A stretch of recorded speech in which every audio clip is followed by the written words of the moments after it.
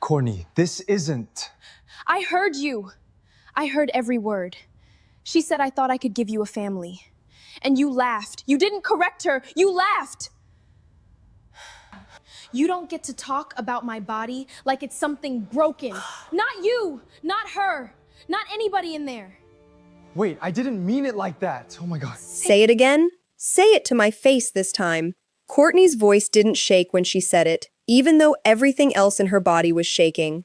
The hallway behind the ballroom was dim, lit by one string of gold lights that somebody's assistant had hung up that afternoon for the engagement party.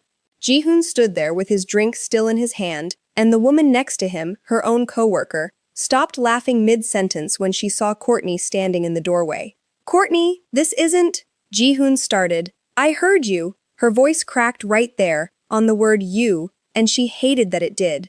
"I heard every word. She said I thought I could give you a family, and you laughed. You didn't correct her, you laughed. Nobody said anything. The music from the party was still playing somewhere behind her. Some song about love that felt like a joke now. Ji-hoon." She said his name slow, giving him a chance, the way you give somebody one more chance because some small part of you is still hoping they'll take it. "Tell me she's lying." He looked at the floor. That was the answer.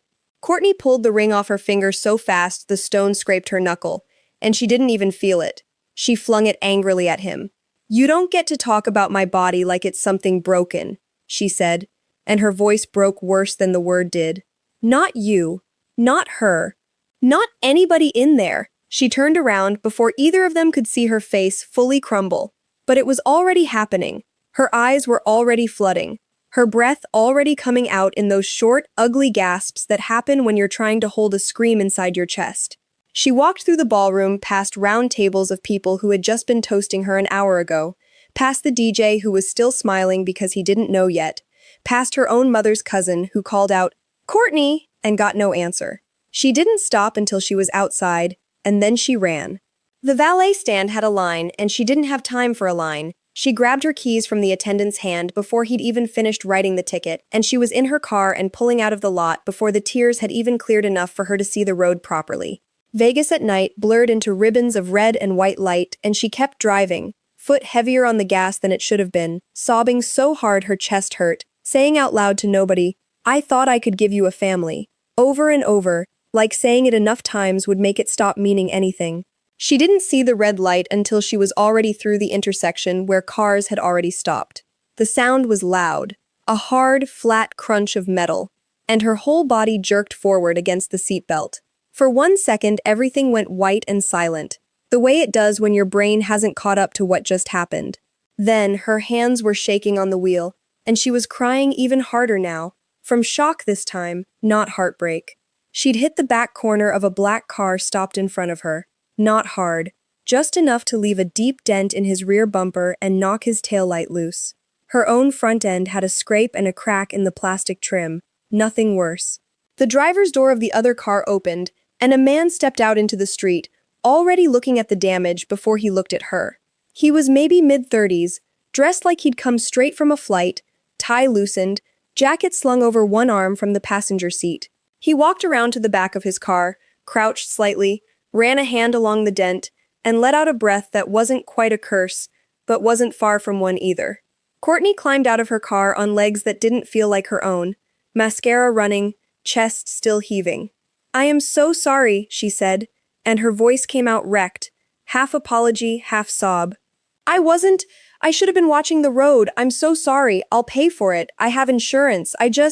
She stopped talking because she couldn't finish the sentence without crying harder, and she pressed the back of her hand against her mouth, embarrassed now on top of everything else, standing in the middle of a Las Vegas street at 11 at night crying in front of a total stranger over a dent she'd put in his car. He looked at her properly for the first time, not at the damage, at her. "Are you hurt?" he asked. His accent was there, but not thick. The kind that comes from someone who's lived in more than one country long enough to make each one part of how he talks. Courtney shook her head, wiping her face with her palm, trying to pull herself together and failing. "No, I'm fine. I'm not. Physically, I'm fine." He looked at her for one more second, like he understood the difference between those two things, then looked back down at his bumper like it was easier to deal with than the woman crying in front of him. "Okay," he said quietly. Let's exchange information. Welcome back, my amazing story lovers, to Afro Soul Love TV. Before we continue, let me ask you something. If you were in her shoes right now, what would you do differently and why?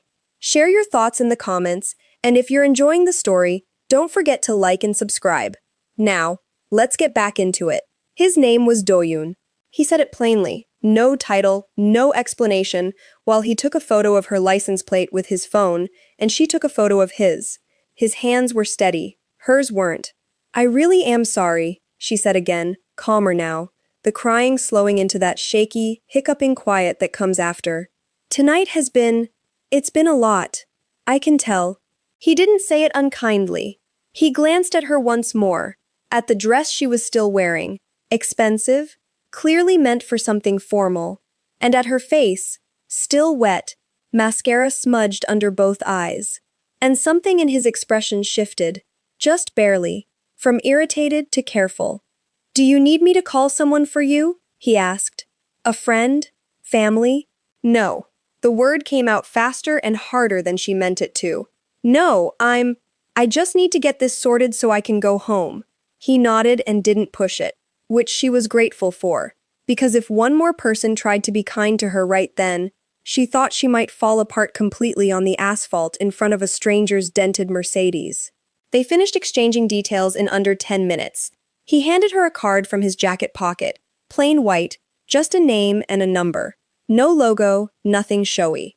She handed him a photo of her insurance card on her phone screen because she didn't have a physical copy on her. Do-yoon, she read off the card, testing the name out loud.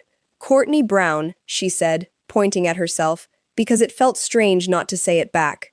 He looked at her for a second, and something in his face changed again, like a name had clicked into place behind his eyes. Courtney Brown, he repeated slowly. You play basketball. You did the post-game breakdown last year. The game against the second-place team, the one that went to overtime, 11 rebounds. I watched that game courtside. She blinked at him, thrown enough that for 1 second she almost laughed. Actually laughed, in the middle of the worst night of her life. You watched Women's League basketball courtside. I invest in a few things that overlap with sports, he said. Like that explained it, though it explained almost nothing. I recognized your voice before I recognized your face. She didn't know what to do with that, so she just nodded and looked down at the dent in his bumper one more time, feeling the exhaustion of the whole night finally settle into her bones. I really am sorry about your car, she said again, quieter this time. It's a car, he said. It's not the worst thing that's happened to either of us tonight, I think. She looked up at him at that, surprised he'd said it out loud, surprised he'd noticed enough to say it at all. He didn't ask her what happened. He didn't pry. He just held her gaze for a moment, then said, "Drive safe the rest of the way home," and got back into his car. She stood on the street a little longer after his taillights disappeared, the cool desert night air finally reaching her skin, and for the first time since she'd walked into that hallway and heard her own coworker laughing about her body, she felt her breathing slow down enough to think. She had no idea, standing there in a torn hem and running mascara, that the man she'd just handed her insurance information to owned enough of her own network to end her career with one phone call, and that by morning, the video of her running out of that ballroom crying would already be online. By the time Courtney got home, her phone had 31 missed messages. She didn't open a single one that night. She peeled off the dress, showered until the water ran cold, and lay in bed staring at the ceiling fan until the sun came up. Not sleeping, just existing, replaying the sound of Ji-hoon's laugh over and over until it stopped sounding like a person and started sounding like static. She went to work anyway. That was the thing about Courtney. She'd learned a long time ago, from years of playing through injuries and bad calls and worse losses, that showing up was sometimes the only power you had left. So she put on her blazer, did her own makeup because she didn't trust her hands to hold still for someone else's, and walked into the studio at 7:45 like she did every morning. The room went quiet the second she walked in. Not the normal morning quiet, the wrong kind. She clocked it immediately, the way two of the producers looked at each other instead of at her, the way someone's phone got flipped face down on the desk a half-second too late. She'd been in enough locker rooms to know what a room sounds like when it's been talking about you. Morning, she said anyway, setting her bag down at her desk like it was any other day. Nobody answered right away. Then one of the younger production assistants, a woman named Ren, who Courtney had trained herself 2 years back, gave her a tight smile and said, "Hey Courtney, you good?" In the exact tone people use when they already know the answer and are asking anyway to see how you'll perform it. "I'm fine," Courtney said, and sat down and opened her laptop and felt every eye in that room slide toward her and then away.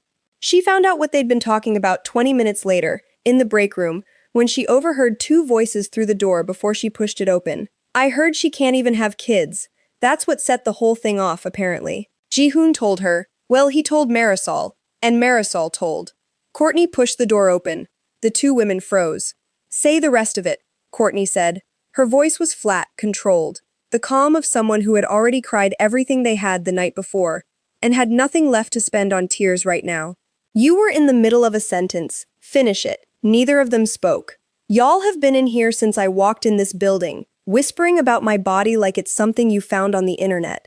She stepped further into the small room, and neither woman moved. "My infertility is not a group chat topic. It is not content for you to pass around during your coffee break like it's a segment we're producing. Do you understand me?" "Courtney, we weren't trying to—" "You were," she said. "You were exactly trying to.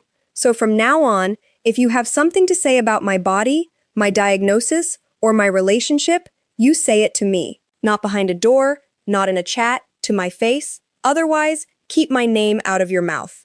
She left before either of them could answer, walked straight past her own desk, and locked herself in the studio bathroom for 4 minutes, breathing through her nose, hands braced on the sink, until she could trust her own face again. She didn't know it yet, but Marisol, the coworker Ji-hoon had been sleeping with, the one who'd said the words that broke her the night before, had already told 6 people in that building the details of Courtney's PCOS diagnosis, the specifics of her fertility treatments, and the argument she and Ji-hoon had gotten into 8 months ago about whether they'd try one more expensive round of treatment or stop altogether. Marisol had known all of it because Courtney had trusted Ji-hoon enough to tell him everything, and Ji-hoon had apparently trusted Marisol with everything Courtney gave him in private.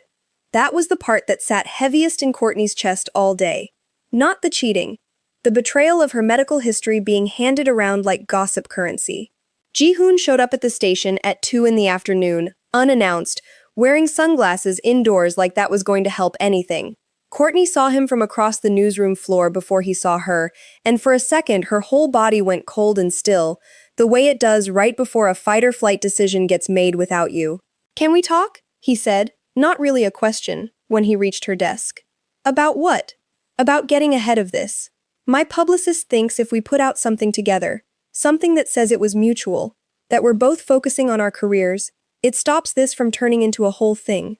Courtney looked at him for a long moment, not with rage, with something closer to disbelief. "You want me to lie for you," she said slowly, "so your family back home doesn't ask why the engagement fell apart." "I want us both to not look bad," he said. "You looked bad the second you laughed at what she said about me." Courtney kept her voice even though every word cost her something.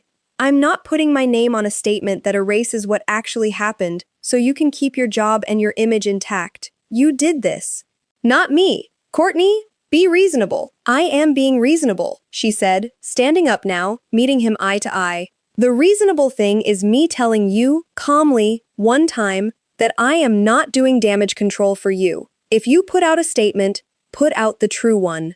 He stared at her like he genuinely hadn't expected her to say no, like some part of him still believed the years of quiet comments. "Must be nice, people clapping for you for talking. Some of us have real pressure." Had worn her down enough that she'd fold the way she used to.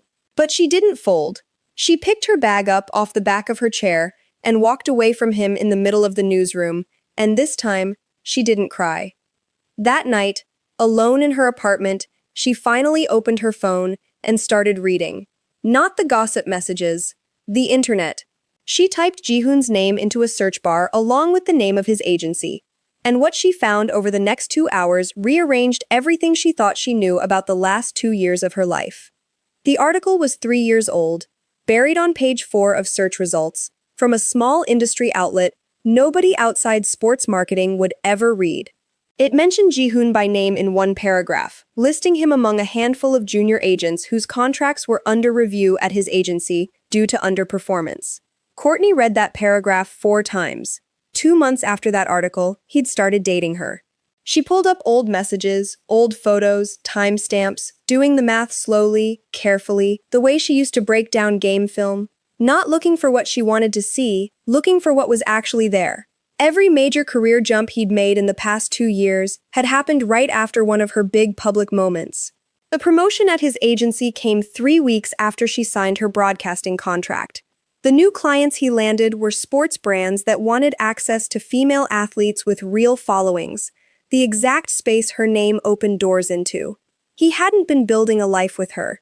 He'd been building a career on top of her. She sat with that for a long time, staring at her own reflection in the dark laptop screen between searches. And something strange happened. The devastation was still there, but underneath it, something steadier started to rise. Anger, yes, but also clarity. She had spent 2 years being told, quietly, constantly, that she was lucky to have him, that her success was loud and his was real, that her body's failure to do the one thing society expected it to do made her lesser somehow. And the whole time, he'd needed her far more than she'd ever needed him. Her phone buzzed. A text from a number she didn't recognize at first, then remembered. The card from the street, the dent, the man who'd watched her play basketball 2 years ago. This is Do-yoon. I hope tonight is easier than last night was. My assistant will reach out about the repair estimate. No rush on your end. She looked at the message for a long moment before typing back. Thank you. And I'm sorry again about your car. Guess I owe you one. You don't owe me anything, but if you're offering, I could use basketball advice. I'm terrible, and my board keeps making me play in charity games I clearly should not be allowed near a court for. She actually laughed, out loud, alone in her apartment, for the first time in 2 days. A CEO who can't shoot. Groundbreaking. I never said I was a CEO. You didn't have to. It's in the way you stand. That's either an insult or a compliment, and I can't tell which. Little bit of both. It was such a small exchange, nothing at all really. But it was the first conversation she'd had in 2 days that didn't cost her something. She fell asleep that night with her phone still in her hand. Over the next week, they texted more than either of them probably meant to. Not about anything deep at first. He sent her a photo of his dented bumper finally fixed with the caption, R.I.P.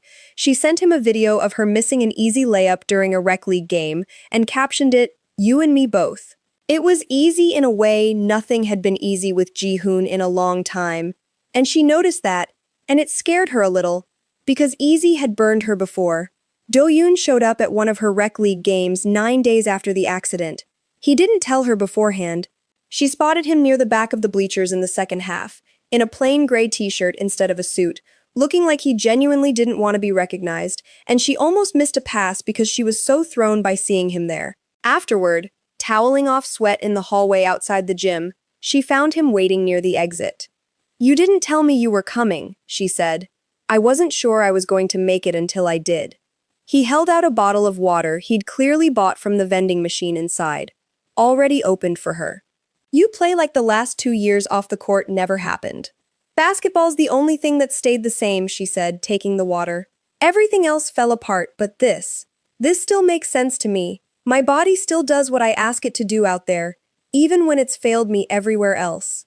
He was quiet for a second, studying her face like he was deciding whether to say something. Can I tell you something I don't usually tell people? Sure. My older sister had PCOS, undiagnosed for years, because doctors kept telling her it was stress, or her diet, or that she was overreacting to normal pain. By the time anyone took it seriously, she'd already developed type 2 diabetes from it going untreated for so long. She died of complications from that when I was 24.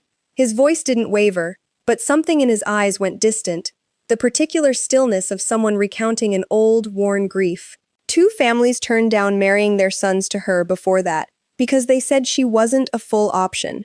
Her own words to me, near the end, were that she felt like her body had been used as evidence against her worth as a person her whole life. Courtney's chest tightened. Do-yoon, I'm so sorry. I'm not telling you for sympathy, he said quickly. I'm telling you because when I saw what happened to you online, the messages, The way people talked about your diagnosis like it was a flaw in a product, I recognized it.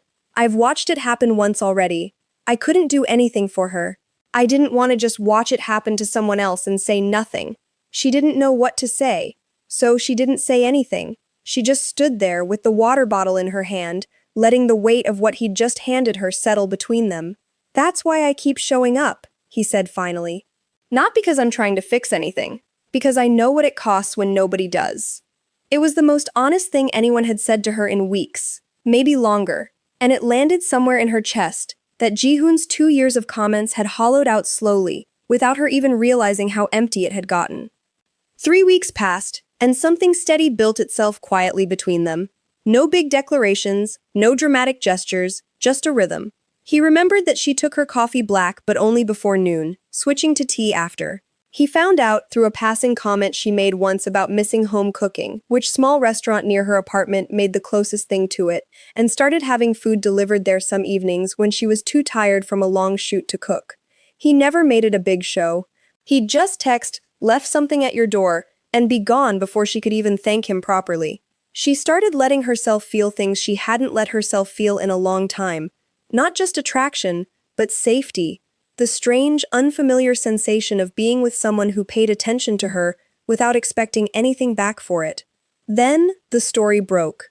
Courtney was in the studio, running through notes before a segment, when Ren rushed over holding her phone like it was something that might explode.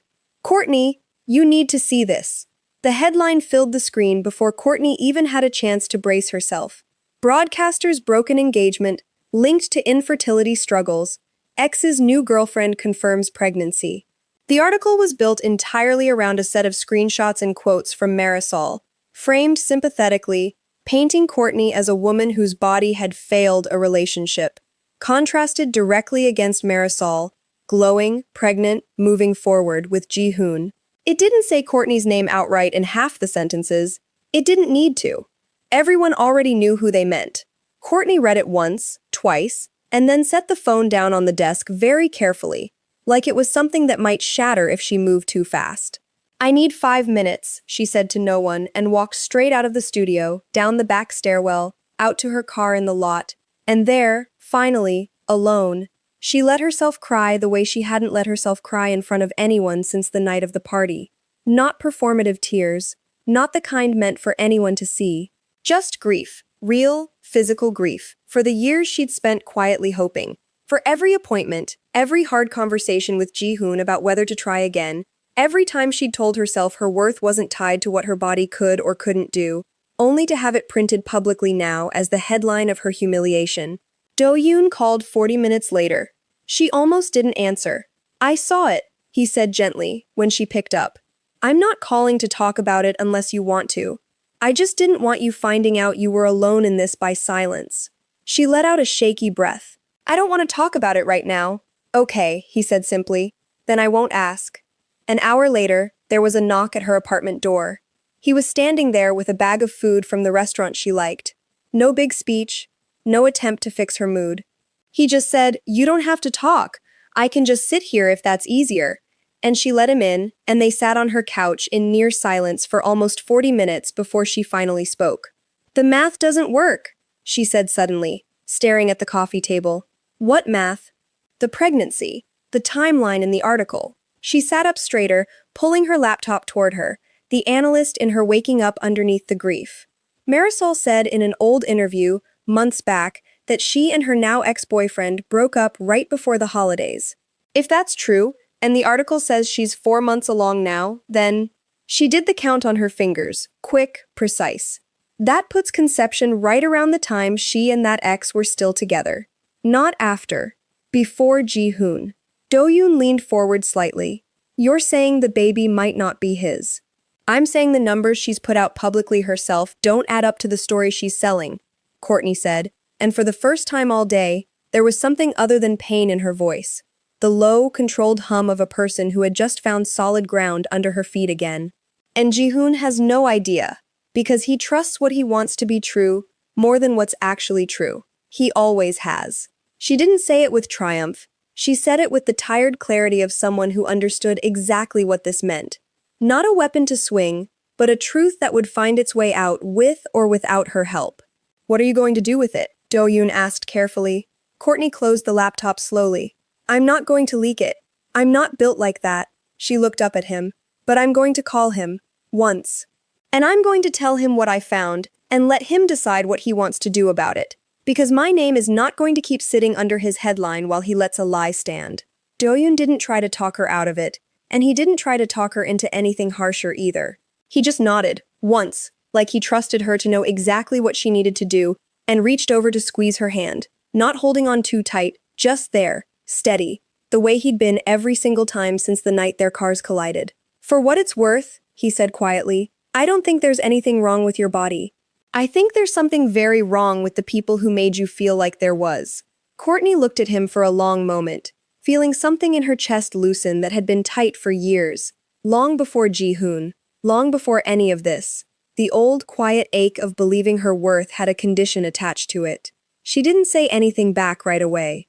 She just let herself, for once, believe him. She called Ji-hoon the next evening, alone, sitting on the edge of her bed with the lights off, phone on speaker so her hands could stay free and steady. He picked up on the second ring, sounding tired in a way that told her the last 2 days hadn't been kind to him either. Courtney. Just her name. Careful, like he wasn't sure what version of her he was about to get. I'm not calling to fight, she said. I'm calling because I found something, and I think you should know before you do anything else public. Okay, a pause. What is it? She walked him through it plainly. The timeline, the old interview, the math that didn't align with the story Marisol had sold to the tabloids and, apparently, to him. She kept her voice flat and factual, the same voice she used breaking down a missed call on live television. No drama attached to it, just information laid out clean. The silence on the other end went on long enough that she thought the call had dropped.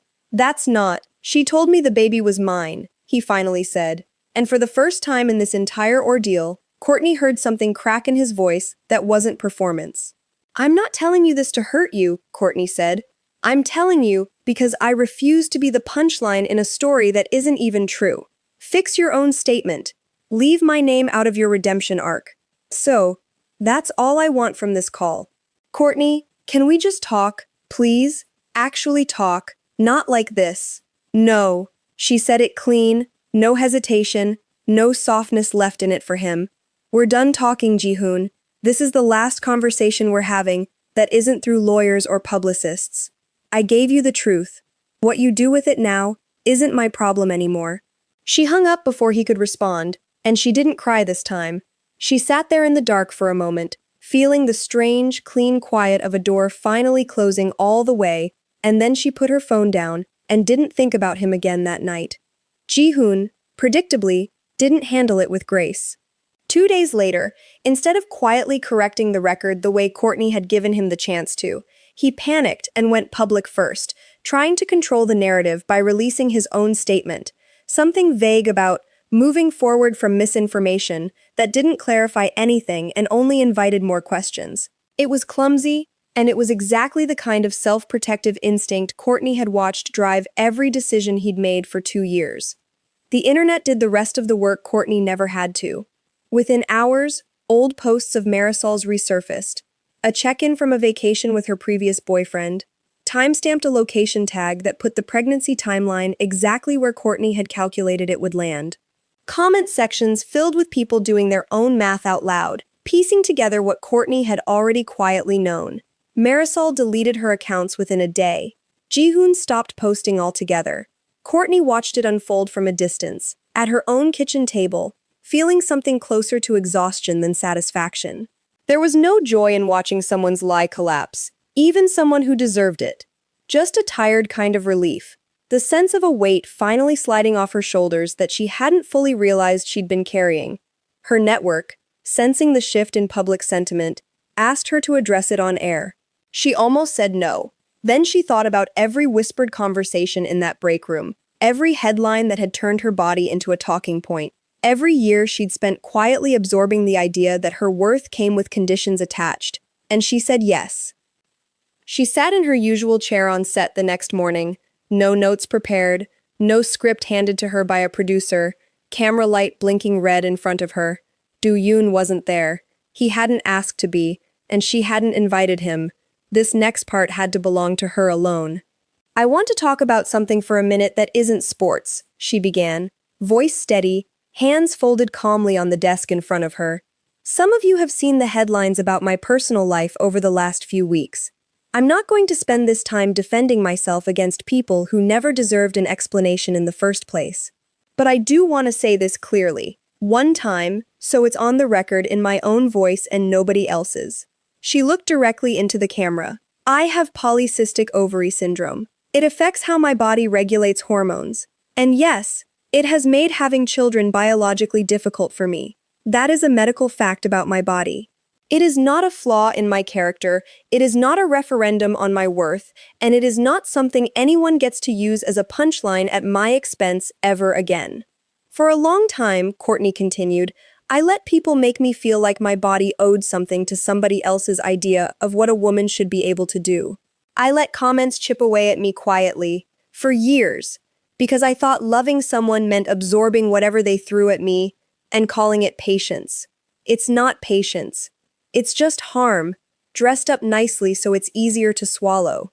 She paused, letting the studio go completely still, the only sound the low hum of the lights above.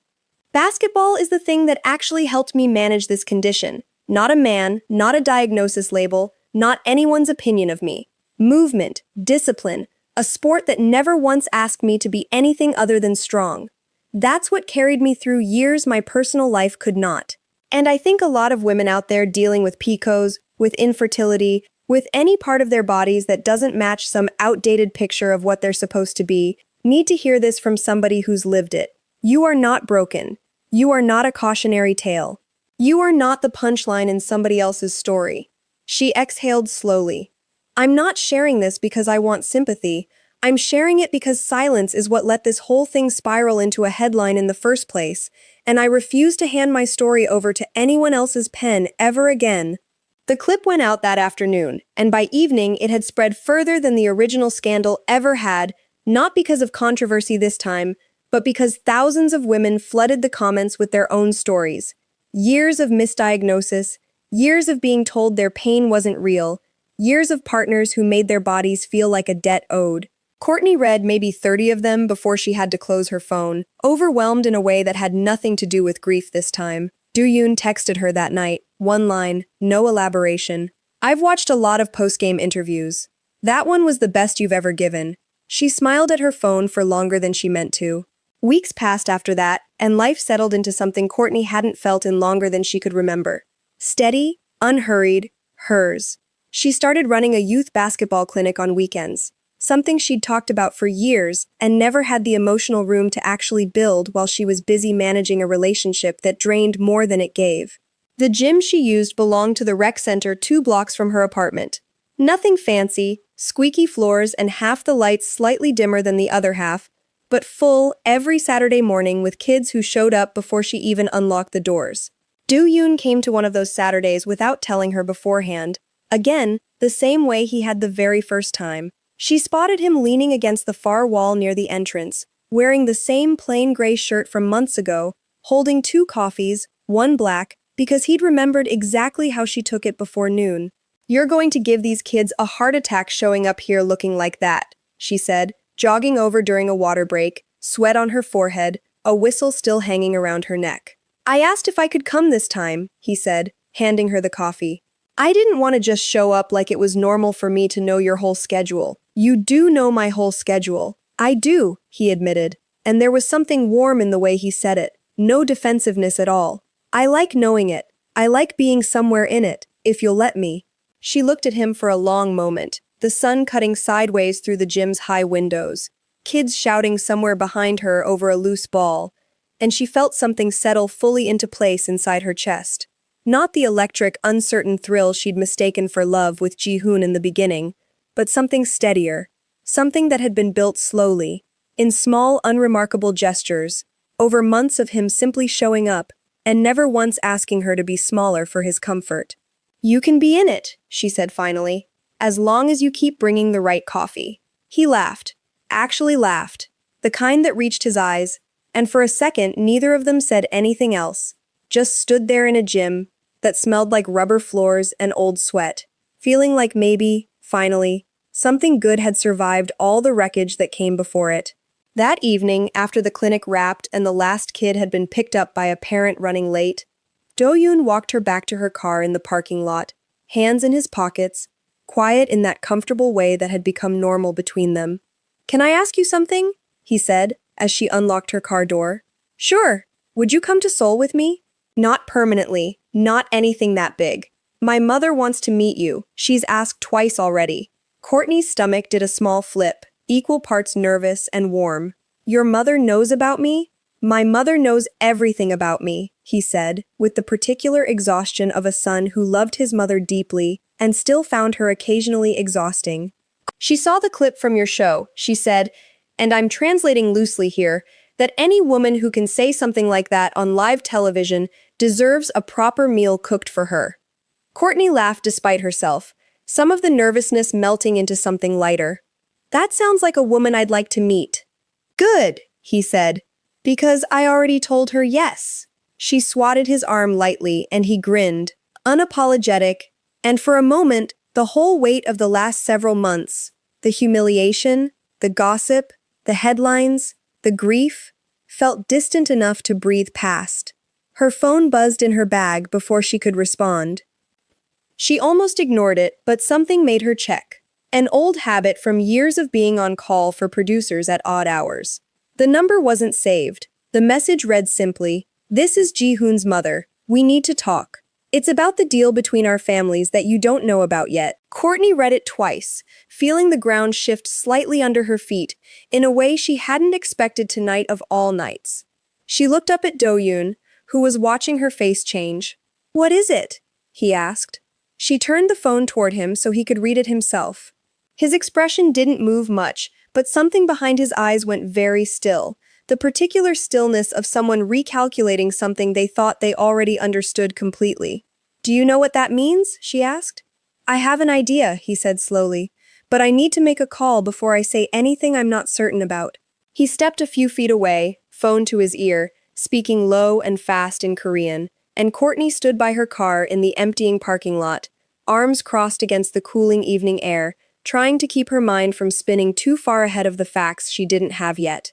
When Do-yoon came back, his face had lost some of its usual calm. "My father," he said carefully, "did business with Ji-hoon's father almost 15 years ago, a licensing deal, something small at the time, before either of our families had the kind of money we have now. It went badly. There's still an old dispute tied up in it. Money owed, terms broken, nothing that ever got resolved cleanly. And that has what to do with me? I don't know yet," he admitted. "But if his mother is reaching out to you directly, it means she thinks you're now close enough to me that whatever this is affects both families. Which means this isn't about the engagement falling apart anymore. This is about something a lot older than either of us." Courtney felt her stomach tighten, not with fear exactly, but with the sharp, familiar instinct of someone who had just realized the story she thought she understood had another layer underneath it she hadn't been shown yet. "Do you think Ji-hoon knew about this the whole time?" she asked. "That there was already something connecting our families before any of this happened?" Do-yoon didn't answer right away, and that silence told her more than any answer could have. "I think," he said finally, choosing his words with visible care, "that I need you to come with me when I meet with her. Not because I want to pull you into something that isn't yours to carry, but because I have a feeling whatever this is, it already involves you more than either of us realized." Courtney looked at him for a long moment, then out at the darkening parking lot, then back at the message still glowing on her phone screen. She thought about everything she'd survived already. The humiliation at the party, the gossip at work, the tabloid scandal, the phone call that closed the door on Ji-hoon for good. She had walked through every single one of those moments on her own terms, refusing to let anyone else write the ending for her. She wasn't about to start letting someone else write this next part either. "Set up the meeting," she said. "I want to hear whatever this woman has to say, directly, in the room, not through a message on my phone at 9 at night." Do-yoon nodded, something like admiration flickering across his face, even in the middle of all the tension. "That's exactly what I thought you'd say. You're learning," she said, a small, tired smile finally breaking through. They drove back to her apartment, mostly in silence after that. The easy warmth of the afternoon, replaced by something more careful. Both of them turning the same unanswered questions over in their heads. What deal? What debt? What did Ji-hoon actually know? And when did he know it? Had any part of the last 2 years, the engagement, the timing of it all, even the introduction that had first put Courtney and Ji-hoon in the same room years ago, been shaped by something neither of them had ever had the full picture of? Courtney sat on her couch long after Do-yoon left that night, phone in her lap, staring at the message from a woman she'd never met, feeling the strange vertigo of a story she thought had already reached its ending, suddenly cracking open into something much bigger. She thought about calling her mother. She thought about calling nobody. In the end, she just sat there in the quiet of her apartment, replaying the entire relationship with Ji-hoon from the very beginning, searching for a seam she might have missed, a conversation that felt slightly off, an introduction that had come a little too conveniently, a detail she'd brushed past because she'd had no reason at the time to look for it. And somewhere around midnight, she remembered something small. The night she and Ji-hoon had first met, years ago, at a sponsorship dinner she'd almost skipped. He hadn't approached her randomly the way she'd always assumed. Someone had introduced them. She'd never once, in 2 years, thought to ask who. She sat up straight on the couch, the memory suddenly sharper than it had been in years. The dinner had been for a sports apparel launch, small guest list, mostly executives, and a handful of athletes invited to lend the event some credibility. She remembered arriving late, tired from a flight, and a man she barely knew. An older man, gray at the temples, expensive but understated suit, walking her over to Ji-hoon personally and saying, in a tone that felt more like a formality than an introduction, "You two should know each other." She had never once, in 2 years, wondered why a total stranger had gone out of his way to put them together. She grabbed her phone and texted Do-yoon before she could talk herself out of it. "I need to ask you something, and I need you to be honest with me, even if the answer is bad." "Always," he wrote back almost immediately. "The night I met Ji-hoon, years ago, a man introduced us at a sponsor dinner. Older, gray hair, expensive suit, spoke like it was already decided we'd know each other. Do you know who that could have been?" The reply took longer this time, long enough that she watched the 3 dots appear, disappear, and appear again twice, before his answer finally came through. "I need to see a photo if you have one. But if it's who I think it is, that man works directly for my father." Courtney stared at the screen for a long moment, feeling something cold settle low in her stomach. The particular dread of realizing a story you thought you understood completely might have been arranged before you ever walked into the room. "Are you saying your father set me up with Ji-hoon on purpose? Years ago, before either of us knew you existed?" "I'm saying," Do-yoon wrote back, slower this time, like he was choosing each word carefully, "that if this is the same man, then the timing of everything, you meeting Ji-hoon, the engagement, even the accident between our cars, might not be timing at all." Courtney read that sentence 3 times before it fully landed. "Are you telling me the accident wasn't an accident?" There was a long pause before his answer came through, longer than any pause between them had ever been. "I don't know yet, but I intend to find out tonight, before this meeting with his mother happens tomorrow. Because if someone arranged for our lives to collide on purpose, Courtney, I need to know exactly how far back this goes, and exactly what they were trying to build, or trying to bury, by putting the 2 of us in the same story in the first place." Courtney sat there on her couch, phone glowing in the dark apartment, heart pounding in a way that had nothing to do with heartbreak this time, and everything to do with the sudden, dizzying possibility that nothing about the last 2 years, not the engagement, not the humiliation, not even the man she had genuinely started to fall for, had happened by chance at all. She thought about every strange coincidence she'd brushed past without question. The dinner she'd almost skipped, the introduction that felt too smooth, the way Ji-hoon's family had pushed so hard, so fast, for an engagement despite how little support he actually gave her once they were together. And now, the timing of a fender bender on a random street in Vegas, with the one man whose family, it turned out, might have had a hand in starting this whole story in the first place. She looked down at her phone one more time and typed a single line back to Do-yoon before setting it face down on the couch beside her, unable to fully process the ground shifting beneath a life she thought she'd only just started rebuilding. Then find out. because I am done being a character in a story somebody else wrote for me. Whatever this is, we're walking into that meeting tomorrow with the truth, not another version of it. Outside her window, the Vegas skyline blinked on, indifferent and endless. The same lights that had watched her cry in a parking lot months ago, now watching her sit perfectly still, staring at a message that had cracked her entire story wide open again, right when she thought, finally, she'd found solid ground. And that, my beautiful story lovers, is where we have to leave Courtney tonight. Sitting in the dark, holding a truth she never saw coming, about to walk into a meeting that could unravel everything she thought she understood about how her own love story began. If this story has you on the edge of your seat right now, let me know in the comments what you think that man's connection really is, and what you think Do-yoon's father was really trying to do. Like this video, subscribe to Afro Soul Love TV, and turn on notifications.